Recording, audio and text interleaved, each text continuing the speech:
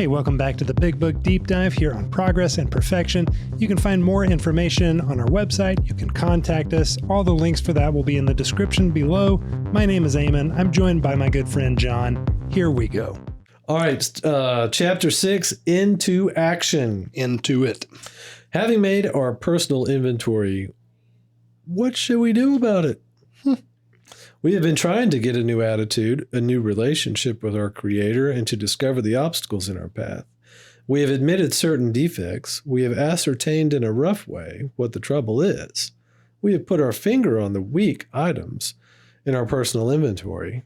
Now these are about to be cast out. This requires action on our part, which, when completed, will mean that we have admitted to God, to ourselves, and to another human being the exact nature of our defects. This brings us to the 5th step in the program of a recovery mentioned in the preceding chapter. This is perhaps difficult, especially discussing our defects with another person. We think we have done well enough in admitting these things to ourselves. There is doubt about that. In actual practice, we usually find a solitary self-appraisal insufficient. Many of us thought it necessary to go much further. We will be more reconciled to discussing ourselves with another person when we see good reason why we should do so. The best reason first. If we skip this vital step, we may not overcome drinking. Time after time, newcomers have tried to keep to themselves certain facts about their lives. Trying to avoid this humbling experience, they have turned to easier methods. Almost invariably, they got drunk. Having persevered with the rest of the program, they wondered why they fell. We think the reason is that they never completed their house cleaning. They took inventory all right, but hung on to some of the worst items in stock. They only thought they had lost their egoism and fear. They only thought they had humbled themselves. But they had not learned enough of humility, fearlessness, and honesty, in the sense we find it necessary, until they told someone else all their life story. I mean, that's a smack in the face right there. What? I mean, that's a smack in the face. Yeah, it is. And it's there very specifically because everybody gets to this point and thinks that they're unique in some way. Mm-hmm. And they don't have to be thorough like what we just talked about. We can leave one secret out there that it's too dark, don't want to talk about it. Yep. Whatever. Yep. We don't even want to do the whole thing to begin with. It's good enough to just write it down. Mm-hmm.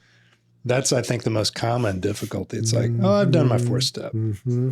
As though that's the accomplishment. Right. It's like, this is where the rubber starts meeting the road. Right. Is doing the 4th and then getting it out. Right. It's like puking, but then holding it in your mouth. Why does that work? Well, that's a great question. Because I really wish that this would work between me and God sometimes. Right. But if you want to go to the real core of what I believe, I think it's because this is just how God designed things. And he designed us the same way that the fellowship of AA works, the same way that the community and fellowship of the church works, is supposed to work, is that he designed us to be in community with each other, not separated into our own little isolated silos of, I can do my thing here and interact with you at arm's length. We're just designed this way. And part of that design is this very sacred act of being able to confess. And that can look like just sponsor-sponsee relationship. To your point, sometimes it needs to be professional relationship in these times of confession. But there is a purifying aspect of doing such a simple thing as just me telling you this thing about myself. And we hype it up like it's, I can't do it. But at the heart of it, it's part of our design, and it really is simple. Right. It's just difficult to get started. Right. So can this confession, this life story, the telling of your life story, is it to anybody? It's super helpful if it can be the person who you are actively working through the steps with, because that helps inform how we approach the amend process. It's helpful to walk through the whole steps with a person so that they can get to know you, and vice versa. So that it's not required, I wouldn't say, but it's real helpful when that can just be simply the case. Yeah. So I think you're spot on with that idea of like existing in community, sharing your burdens and like having your brothers and sisters in Christ help carry those burdens for you. I think there's also something that occurs when you experience like radical acceptance with another brother. Yeah. When it's not just the Me Too piece, but it's this idea of like, because the fear is like, if you knew me, if you really knew me. Yeah. Then you wouldn't like me. You wouldn't accept me. Right. You would reject me. And that's the core fear there, is that I'm so inadequate and I'm so inferior and I'm so unworthy of being loved by someone else, that if you really knew who I was, that would be proven true. And it offers you this opportunity to be fully known to another human being, and having them love you in return, and like give you a hug and let you know that you're not alone, And so I think like it's this double blessing that you end up receiving, not just someone to share those burdens, but somebody to reassure you that like you are lovable. You are in fact lovable, despite all the horrid things that you've done. So yeah, I think like not anybody can give that to you. I think that's why like iron sharpens iron, and like we do this as from one addict to another. Yeah. Because like we get it, there's we've been down to the depths of that hole. We've experienced that darkness and that depression. We understand how when you're down there in that pit, anything is possible. And everything seems permissible. And I think like, yeah, it's tough to tell that to someone who hasn't been down there, because there's lots of fear that's attached to that. I ain't just going to go tell Jimmy Joe at church all my dark secrets, because he could potentially be like, what the fuck? Yeah. What is wrong with you? I can't believe you did. And that's all it takes, is that one little eyebrow raise, or that one just, oh my God, to make you feel like, yep, there it is. See ya. I knew it. I'm full of shit. I'm unlovable. I'm absolutely unlovable. So yeah, man, I think it's just this beautiful opportunity to be fully known and fully like accepted by another human being. That becomes just so transformative and so restorative and so powerful, More than most people, the alcoholic leads a double life. He is very much the actor. To the outer world, he presents his stage character. This is the one he likes his fellows to see. He wants to enjoy a certain reputation, but knows in his heart he doesn't deserve it. The inconsistency is made worse by the things he does on his sprees. Coming to his senses, he is revolted at certain episodes he vaguely remembers. These memories are a nightmare. He trembles to think someone might have observed him. As fast as he can, he pushes these memories far inside himself. He hopes they will never see the light of day. He is under constant fear and tension. That makes for more drinking. Psychologists are inclined to agree with this. We have spent thousands of dollars for examinations. We know but few instances where we have given these doctors a fair break.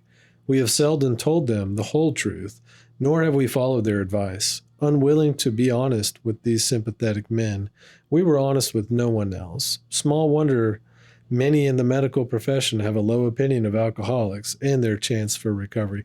Let me just say, as a member of the professional community, that no, that's not true, bro. Yeah.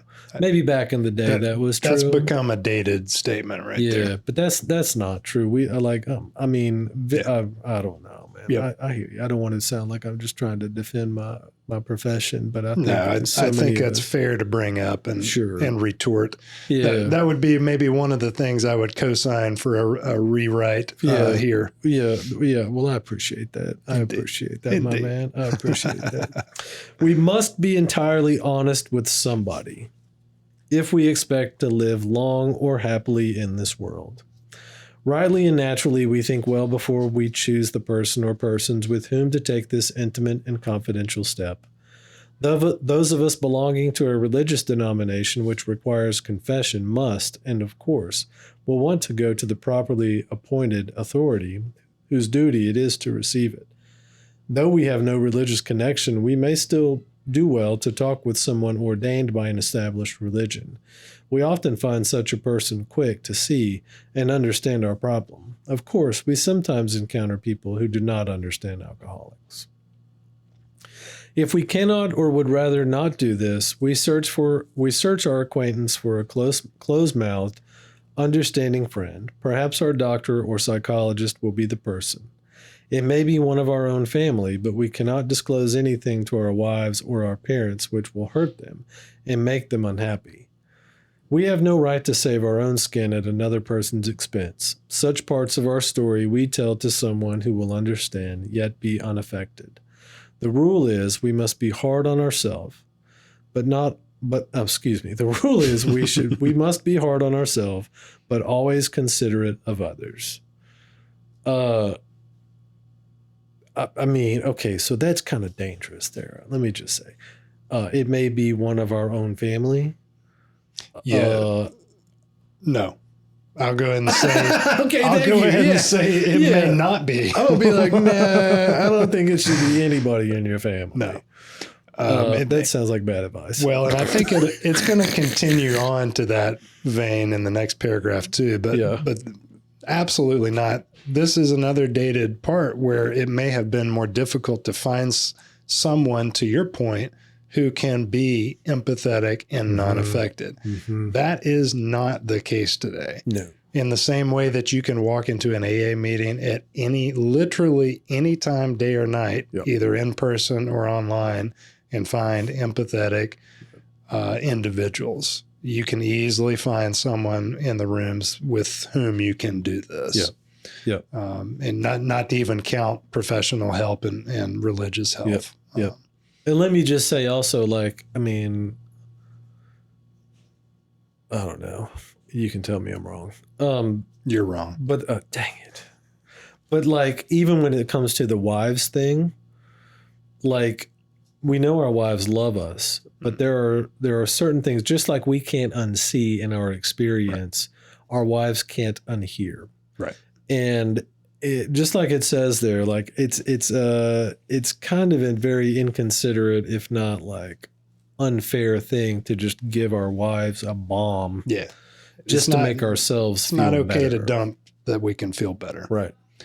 And in the instances where it may be a borderline that it's something they might need to know, well, just freaking run it by somebody else first. And make sure. That's right. Because that's a relationship you need to protect above all else. I've seen many well-intended confessions to wives go absolutely south. Yeah.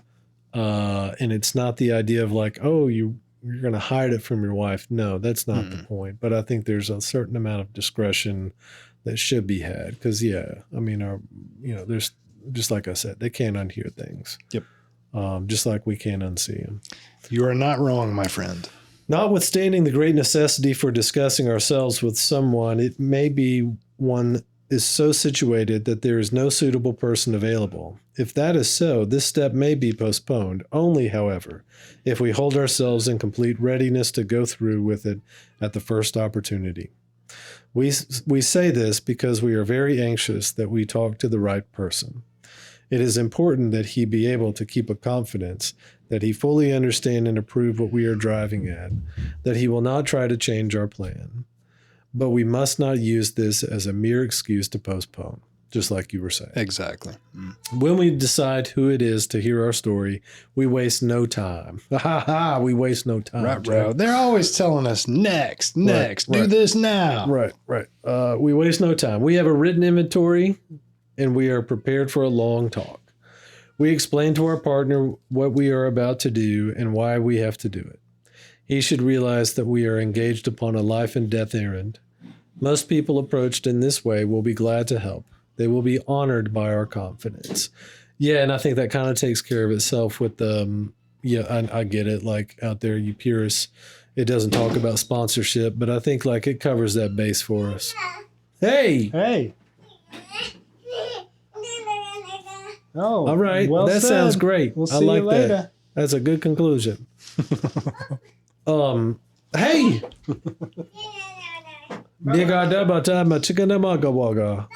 Bye. I love your kids. They're awesome. Where was I? I lost it. You should realize engaged in life. Oh yeah. The sponsorship. Right, sponsorship takes care of that. Oh yeah, because like totally, we get it. Totally. Yeah, it's very rare you're going to run into somebody who's like, "Huh? You want to do what?" No, you just like you were saying earlier. You've already got a relationship. You're already working through the steps with somebody. It's just the natural person that you should turn to. Yep. We pocket our pride and go to it, illuminating every twist of character, every dark cranny of the past. Once we have taken this step, withholding nothing, we are delighted. We can look the world in the eye. We can be alone at perfect peace and ease. Our fears fall from us. We begin to feel the nearness of our Creator. We may have had certain spiritual beliefs, but now we begin to have a spiritual experience. The feeling that the drink problem has disappeared will often come strongly. We feel we are on the broad highway, walking hand in hand with the spirit of the universe. Bro, that's quite a promise. Is that how you felt after you did your fifth step? Bill knows how to write every now and then. Huh? He'll bring his Bill flourishes in here. I can see him with his calligraphy pen and all penning this. No, that's not how I felt. Me neither. Thank you. And some people do feel, enormous relief. And talking with somebody this week, actually, who shared similar to this experience after the fifth step. And it was just this huge weight off of them. It was not for me. I mean, I remember doing it in a setting much like this room, just hanging out with my sponsor over at his house, dog running around crazy while we were talking. And I told him my story, and it was a story, so it was a conversation. And then we went through my list, the paperwork that I had done, and we looked for my part in it, primarily was our purpose. And then he gave me directions that we'll go over for 6 and 7 on the next podcast and sent me on my way. And I pulled out of there and out of the driveway and was like, well, I guess that was the right thing to do. And I felt it.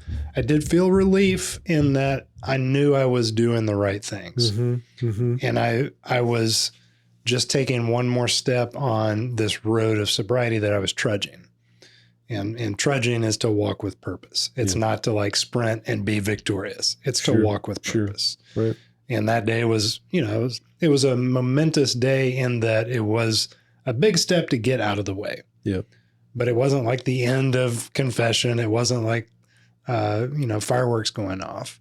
It was just, I did the next right thing. So does that mean that we did it wrong? Because these are the promises that the book makes to us. Yeah. What did I not do right? This fifth step. No, I mean, I've spoken with all kinds of people that, it seems to be, maybe it skews a little more towards what's in the book, but it's almost 50-50, the people that I've spoken with. Some it's like, great. Some it's like me. It's just like, oh, whatever, I believe I was thorough and honest. There were a couple things that I went back, kind of like what you said later on. It's like, oh man, I forgot about this. It's like, oh, okay. Anything else? It's like, no. Okay. Right. Yeah. I mean, I agree with you 100%. I don't think that means you did it wrong. I don't think it means I did it wrong. I don't think it means that the people out there did it wrong. Yeah. I think it's just a difference in personality. Big time. Yeah. I think some people feel that sort of just exactly what he's talking about. Yeah. in that moment. And you can understand why if you are unfamiliar with the process, if you're unfamiliar with the Lord, if you're unfamiliar with the idea of confession and repentance. If this is the first time for all of this stuff, sure. Yeah, brother, you probably knock feel your socks off. Yeah, it probably is going to feel like incredibly amazing. But yeah, I don't think it's quite as a necessary feeling as was drilled into my head. So it was for you pre-game. It's like, oh, what have I done wrong? These are the promises, bro. I got it written. Promises. Here are the promises. I know, that's what I said too. Right, you got it on yours too? Immediate promises is what I have. Right. But that's what I think that's like, I mean, I get it, but I don't I don't know. It's another one of those places where I'm like, good. If that's how it feels for you, then wonderful. But that doesn't necessarily mean you did it wrong. Yeah. And I totally agree. And, I used to not even read, we read on one episode all of Bill's story, and I'm glad we did. I used to not even read that with people. There was a time where I would tell them, this is between you and Bill if you want to read it. This is his story. What got you here is your story. And I think sometimes in some of our literature, there's some overwriting that brings into the book his own experience with things that are not universal. Yeah. And I don't think they're bad, but I think some of that bleeds into this. Yeah. Well, and look, dude, I mean, okay, so here you go. Controversy. You can bleep this out if you want to. But I mean, it's pretty well established that Bill was on psychedelics when he had his spiritual experience and he had a spiritual awakening. Yep. Which anybody out there who's done psychedelics, I'm not saying pro or con, but if you've done them before, you can see how he would land with language like this. Yeah. Because there is just this other, like, I don't know, layer that's added to the experience. Yeah. When you put that piece in there. So you can bleep that out. You can keep it in. I don't care whatever. So you're telling me I should have done this? Whatever you do. On mushrooms? Microdosing? No, that's not what I'm saying. Different strokes for different folks. But like, I mean, I think you and I can bear witness that it doesn't have to be in that with that piece added to it. But I think that's where some of the maybe floweriness is too strong a term. Some of the hyperbole, I would say, comes in is because for him it literally was like, whoa, this rock solid kind of experience. And his background, I'm not huge into the history of his personal history, but coming from a less spiritual starting point, may I put, than I was. Correct.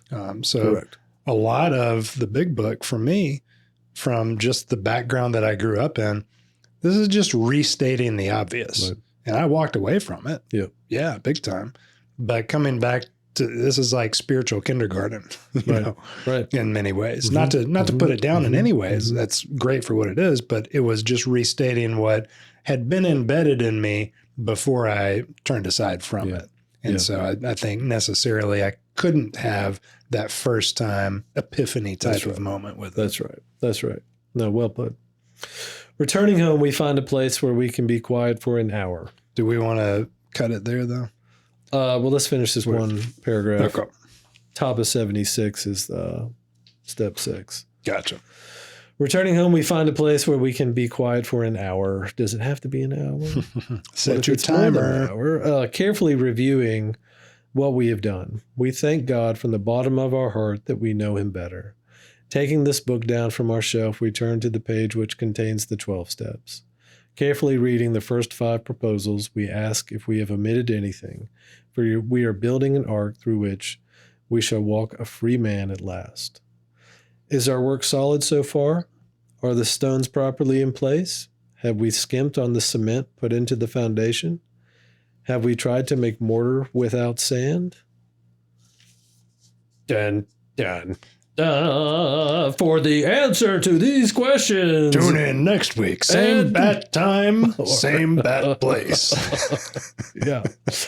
I think the point there is just like that idea of taking a moment to reflect on what you have just done. Yeah. And it really does. It drills down on the significance, when you do it right, the significance of what you have just done. Yeah. And I may not have the flowery feeling up here, but that line there, that we know him better, I think is 100% true, because we've removed the barrier between me and the Lord.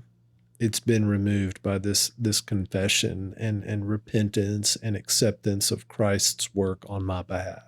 So how could it not produce a closer relationship with God when done in the right spirit?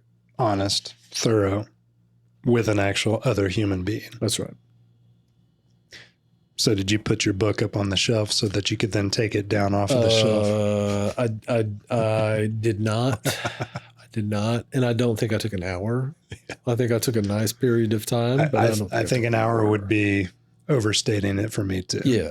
Yeah. I definitely took a moment and prayed and thanked the Lord for this opportunity to be able to just feel free and clear, and to allow him to like come to mind and come to presence and sort of give me the assurance that I needed to proceed to step 6. Yeah.